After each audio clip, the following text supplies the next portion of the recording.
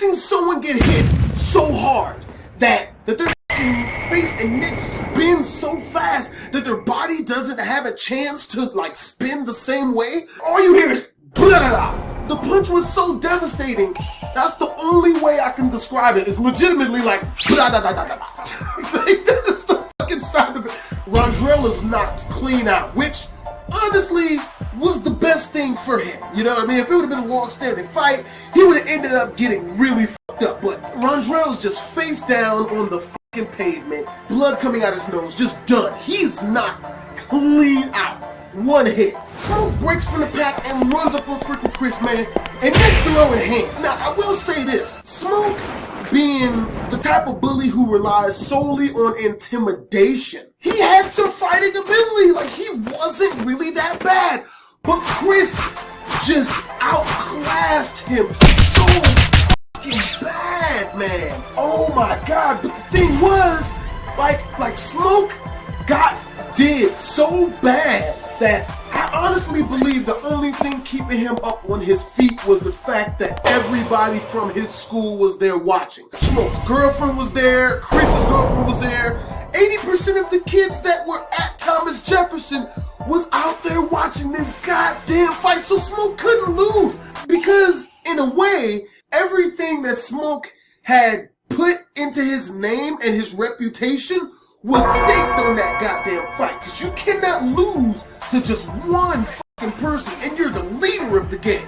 Man, Chris fucked him up so bad, man. The punches were being thrown so fast, I just couldn't put my finger on it as to why so many of Smoke's punches were missing, and why like 90% of Chris's were landing right on the freaking money. It was just so fucking brutal, man. By the end of the fight, Smoke, his fucking face was just lumped, and blood's just fucking pouring out of one of his fucking eyes. Face is all fucking lumped up.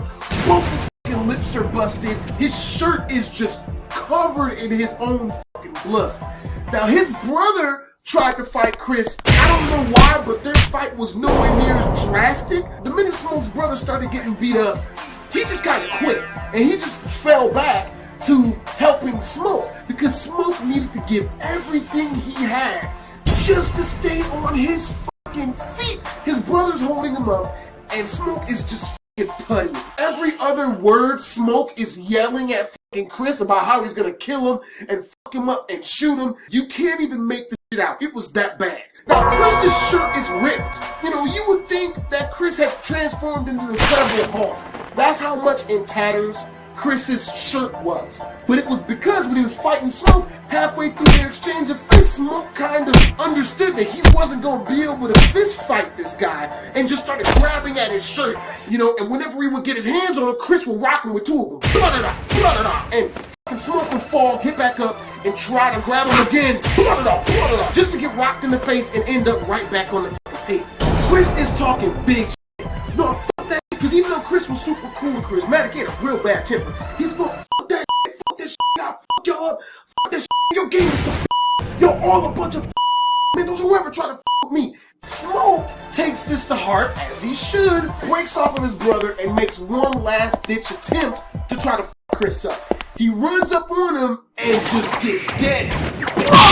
Like, he got hit so hard that his face, his chin and his neck exploded up and backwards. But his body, still leaning forward because he was putting everything he had into that punch, all of it fell forward. And he falls face first on the pavement, knocked clean out. And Chris walks off down the fucking street yelling about how the socials are all bitches and they couldn't fuck with him. A gang is only as strong as the strength that they see in their leader. You know, like morale and all that shit. If the gang thinks its leader is a bitch, then the whole gang is literally worth nothing. Smoke, apparently knowing this, and if not being able to articulate why this was the case, he at least felt that it was. Because after that, Smoke was a completely fucking different person. I say that because he did not come to school for 3 weeks. We did not see Smoke.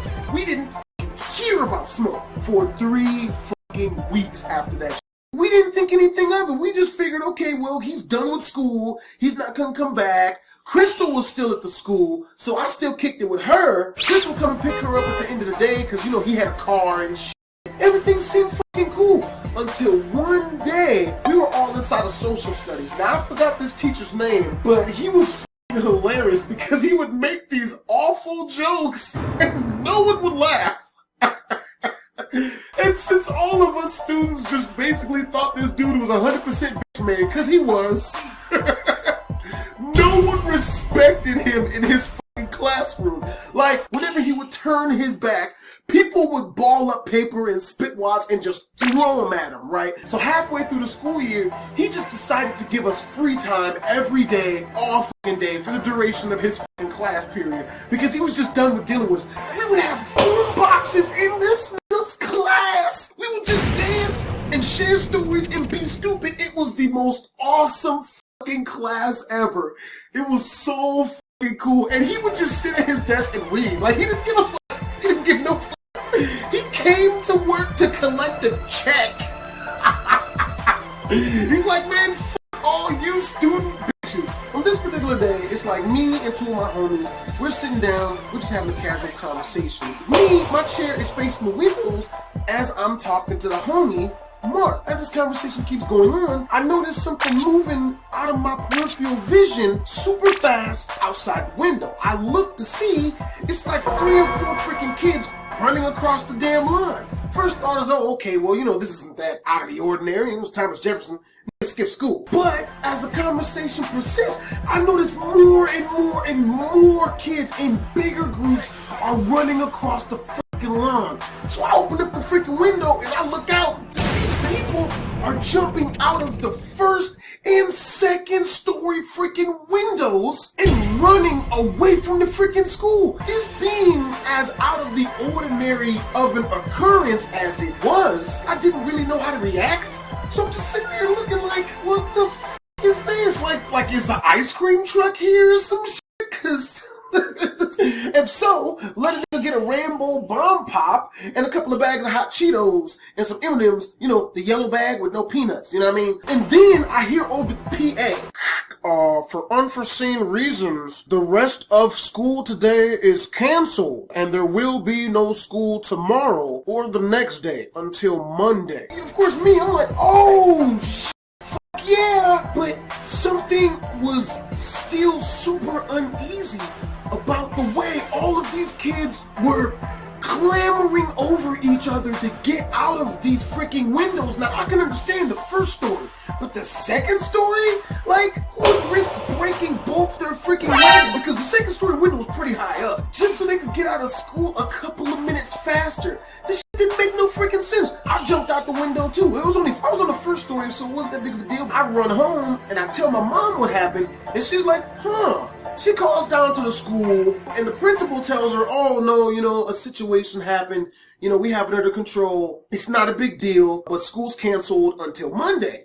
So mom tells me this, and I'm like, huh, well, okay, 4-day weekend up in this bitch, fuck it. So I go back to school on Monday. There's this weird chatter around school. Everyone was trying to figure out what the fuck is going on. I run into one of the security guards in the basement, who I had somehow cultivated a friendship with, and I asked him, I'm like, hey man, you know what's freaking going on, man? Like, why did we have that 4-day weekend? Apparently, from what the security guard told me. Now, in Thomas Jefferson, there was a basement, right? It was a really, really, really big basement. There was like 7 or 8 classes down there. Now, because there was so many classes down there, they had lockers down there as well for the students whose main classes usually ended up in the basement. Apparently, that Wednesday that we had all gotten sent home early from school, some security guards caught Ron Drell, Smoke, and some of the other key members of the Source Gang assembling semi-automatic guns outside of their fucking lockers in the goddamn basement. Apparently,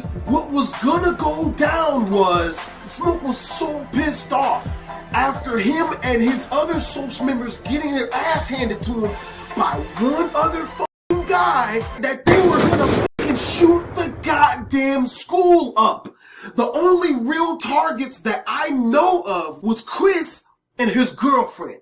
And of course, Chris was coming after school to pick his fucking girlfriend up. Now, I don't know if they were gonna just go around and fucking, and shoot all of us regular fucking kids, but I'm glad we never had to fucking figure that shit out, man. I can't remember ever seeing Smoke again after that shit. I didn't see Rondrell for like 5 years after that shit. I don't know if they went to jail. I don't know what happened to them. I don't know where they went. They just fell off the grid. I don't know what happened to them. I don't know if they went to jail. I don't know if they moved. I know they were never allowed in that fucking school again. Any other questions you guys have for me, man? Post in the comments down below.